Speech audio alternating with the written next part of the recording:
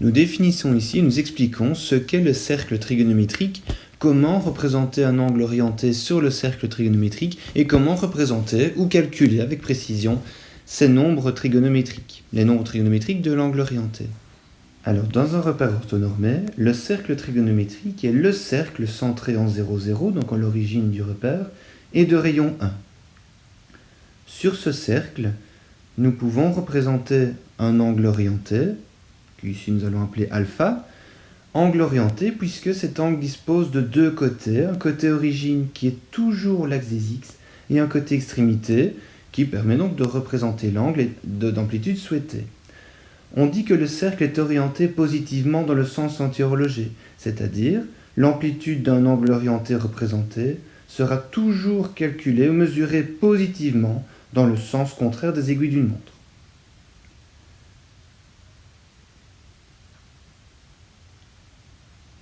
Alors, de par sa configuration, le cercle est séparé et divisé en 4 cadrans. Cadran 1, 2, 3 et 4, toujours dans le sens des aiguilles d'une montre, notés en chiffres romains. Le premier cadran concerne des angles d'amplitude 0 à 90 degrés, angle droit. Dans le cadran 2 seront présentés des angles de 90 à 180 degrés. Cadran 3 pour 180 à 270 degrés. Et enfin le quatrième cadran, pour terminer le tour complet du cercle, concerne des angles dont l'amplitude est entre 270 et 360 degrés.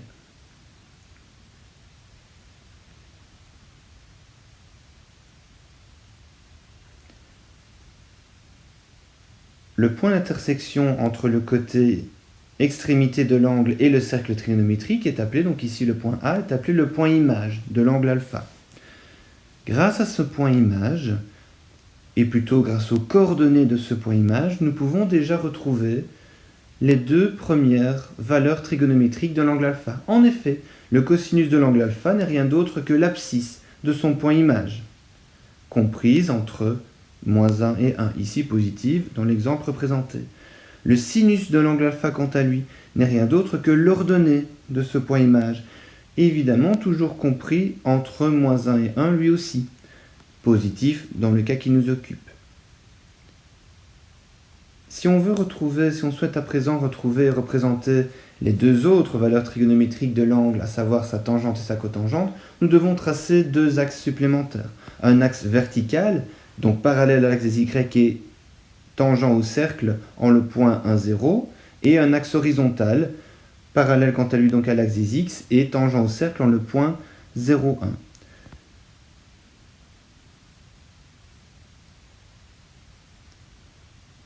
Alors, afin de retrouver ces deux valeurs trigonométriques supplémentaires, il convient de prolonger le côté extrémité de l'angle jusqu'à ce que celui-ci donc intersecte les deux nouveaux axes, axe des tangentes, axe vertical, et axe des cotangentes, axe horizontal. La tangente et la cotangente sont donc données, ou du moins représentées, au moyen des deux nouveaux points d'intersection, donc je répète, entre le côté extrémité de l'angle et l'axe des tangentes verticales et l'axe des cotangentes horizontales. Si l'on souhaite représenter un angle dans un autre cadran,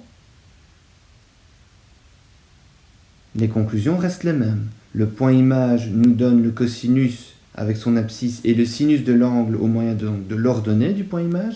La cotangente, quant à elle, correspond donc à l'abscisse du point d'intersection entre le côté extrémité et l'axe des tangentes. Alors il se fait qu'ici, la tangente n'apparaît pas, mais ce n'est pas grave, nous allons prolonger une nouvelle fois le côté extrémité, voilà, en pointillé, jusqu'à ce que celui-ci intersecte, comme prévu, l'axe des tangentes.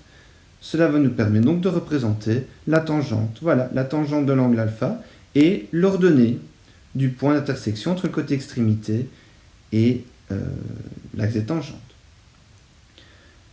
Et donc, quel que soit le cadran dans lequel l'angle est représenté, celui-ci dispose toujours d'un sinus et d'un cosinus, donc au moyen des coordonnées de son point image, et d'une tangente et d'une cotangente, en intersectant, prolongeant le côté extrémité, jusqu'à ce que celui-ci intersecte donc l'axe des tangentes, axe vertical, et axe des cotangentes, axe horizontal, tangent au cercle lui aussi.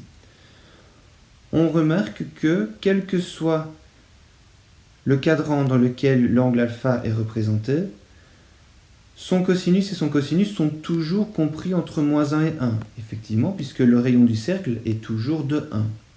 En revanche, la tangente et la cotangente, comme on peut le voir, quant à elles, peuvent être plus grandes que 1 ou plus petites que moins 1. Il n'y a pas de limite de borne pour la cotangente et la tangente d'un angle. Donc je répète, sinus et cosinus toujours compris entre moins 1 et 1, quel que soit le cadran dans lequel l'angle alpha est représenté, quelle que soit l'amplitude de cet angle orienté alpha. La tangente, quant à elle, donc, peut prendre des valeurs bien plus grandes que 1, comme ici, en tout cas plus grandes que 1. La cotangente également. Tangente peut donc prendre une valeur plus petite que moins 1. Il n'y a pas, je répète, de limite comme sinus et cosinus. Tangente et cotangente peuvent être aussi petits ou aussi grands que l'on souhaite. Donc, il y a des angles, là, ici on sortirait de la fenêtre, je ne parviens même pas à représenter complètement la cotangente, mais donc l'angle alpha qui était représenté, une cotangente bien plus petite. Ici, la cotangente de l'angle alpha est bien plus grande que 1. Il est possible également de définir des angles d'amplitude négative à partir du moment où cette amplitude est mesurée dans le sens des aiguilles d'une montre. Comme ici, l'angle β a donc une amplitude négative. Cet angle peut également être représenté dans plusieurs cadrans, dans tous les cadrans du cercle, mais à partir du moment où son amplitude est mesurée dans le sens des aiguilles d'une montre, cette amplitude sera toujours considérée comme négative, quoi qu'il arrive. Grâce au cercle, il est possible de démontrer 5 formules, 5 relations fondamentales, que voici. Un exercice, sachant que le sinus d'un angle alpha est égal à moins 3/4, et que l'angle alpha lui-même appartient au 4e cadran. Calculer les autres nombres trigonométriques de l'angle alpha, sans nécessairement retrouver l'amplitude de l'angle alpha. Représenter ensuite l'angle ainsi que ses nombres trigonométriques sur le cercle trigonaux. En d'autres mots, ce qu'on nous demande de calculer ici, c'est la valeur du cosinus, de la tangente et de la cotangente de cet angle alpha, sachant donc que son sinus est égal à moins 3/4 et que l'angle est représenté dans le 4e cadran. Son amplitude est entre 270 et 360 degrés. Alors pour cela, utilisons les relations fondamentales écrites au-dessus de cette page. On sait que pour démarrer, sinus carré plus cosinus carré d'un angle alpha, du même angle alpha, est toujours égal à 1. Remplaçons dès lors sinus par moins 3/4, donc moins 3/4 au carré plus cosinus carré égale à 1, ce qui nous donne 9/16 plus cosinus carré égale à 1, ou encore cosinus carré alpha est égal à 7/16. Alors c'est déjà pas mal, mais ce n'est pas cos carré alpha qu'il nous faut, c'est le cosinus de l'angle alpha. On passe donc à la racine carrée, ou aux racines carrées, puisque n'oublions pas qu'il y a toujours deux racines carrées opposées, positives et négatives. Donc le cosinus de l'angle alpha vaut soit racine de 7 sur 4, ou moins racine de 7 sur 4. Valeurs qui sont de toute façon toutes les deux comprises entre moins 1 et 1, n'oublions pas. Mais il faut se décider. Ou le cosinus est positif, ou il est négatif. Ou c'est racine de 7 sur 4, ou moins racine de 7 sur 4. Utilisons le deuxième élément que nous avons à disposition, la deuxième information sur l'angle alpha. Nous savons que l'angle alpha appartient au 4e cadran.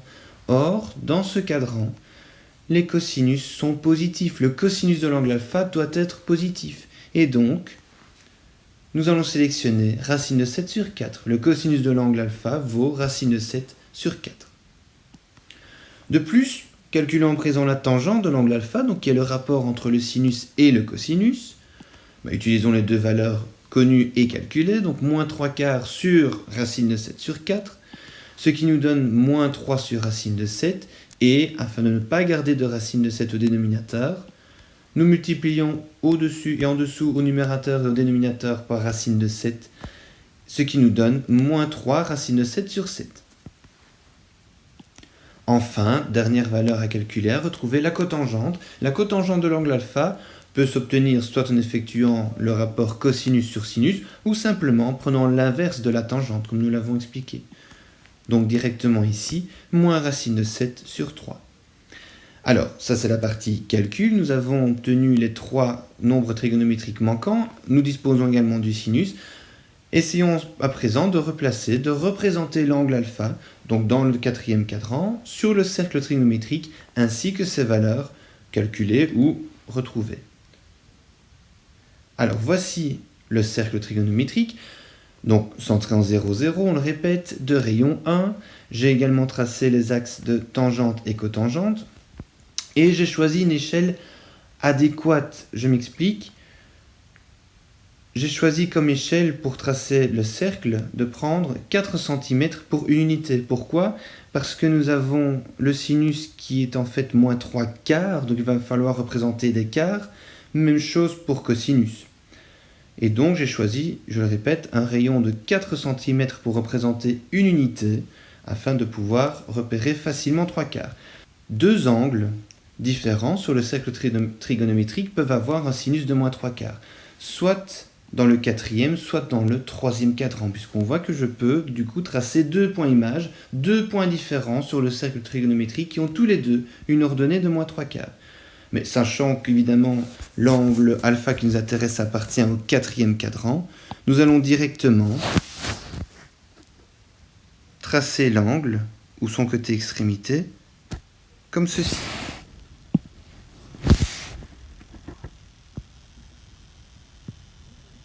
Voici le côté extrémité de l'angle alpha.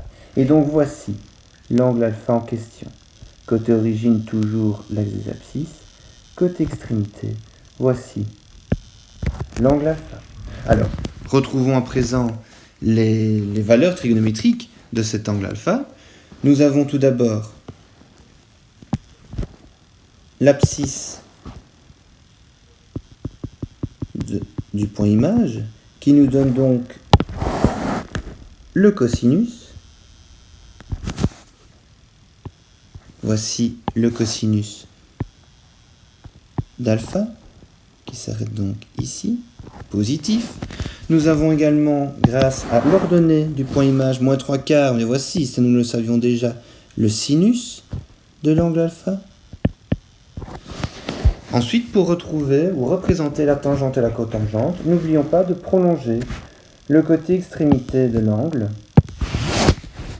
jusqu'à ce que celui-ci intersecte donc l'axe des tangentes, voilà, et l'axe des cotangentes, ici au-dessus, voilà.